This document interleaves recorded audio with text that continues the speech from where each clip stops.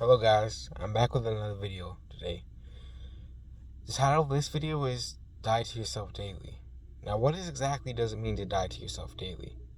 In Matthew 16:24, Jesus said, "If anyone wants to follow me, let him deny himself, pick up his cross, and die to himself." Now what exactly does that mean?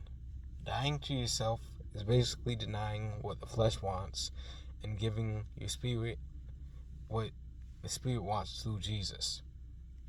Our flesh wants a lot. It wants money. It wants power. It wants to have control over other people. It wants material possessions. It can want a lot of stuff that's not really even going to help us or be good for us in the long run.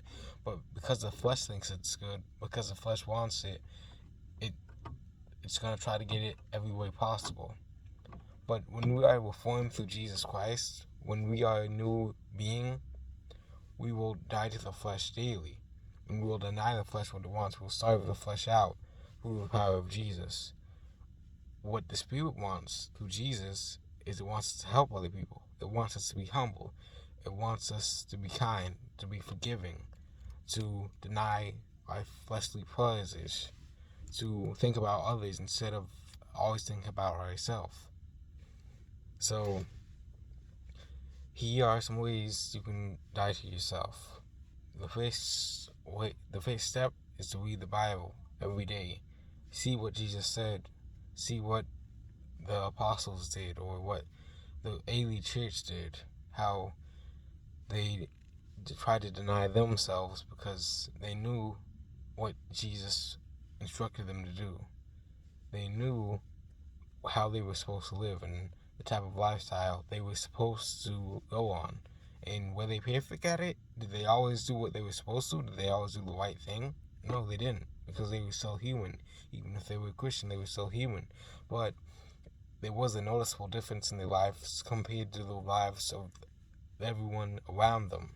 And if you ask someone born at that time period how they were different than everyone else, they would probably tell you that they are a selfless being, that they help others, that they actually care for other people, unlike the other members of the society at the time. Another way you can die to yourself daily is to try to pray to Jesus to give you strength to deny yourself, to actually help other people, and to pray that he would show you who needs to be helped. Because a lot of times we pray for ourselves, we pray for success in our lives, or we pray that we would get this new promotion or something.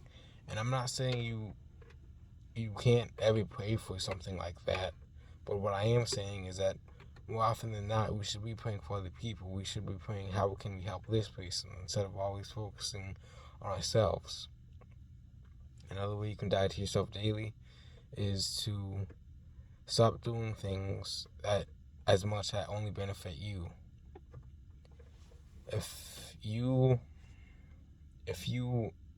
always do things that only benefit you, that doesn't benefit anyone else, then you're feeding the flesh.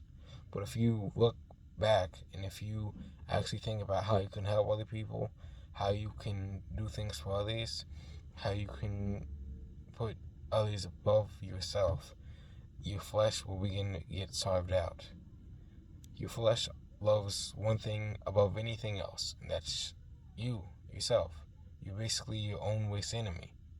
But once you ask Jesus to help you with overcoming the flesh, once you ask Jesus to show you why the flesh is so powerful, you will be able to slowly but surely conquer your flesh.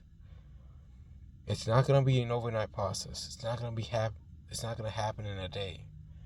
That's why Jesus said you have to die to your flesh daily, because it's going to still fight against what the Spirit wants. It's going to still fight against what Jesus wants. And you will still fall to your flesh. You will still sometimes crumble to what your flesh wants. But the goal is to one day overcome the flesh to the point where you could even still fall if you do overcome it. But you would, more often than not, you'd always try to go with what the Spirit wants, with what Jesus wants, instead of what the flesh wants. And we are always going to struggle with the flesh and sin, even as Christians. But if we are truly a reformed and mature Christian, we will be able to deny the flesh more often than not.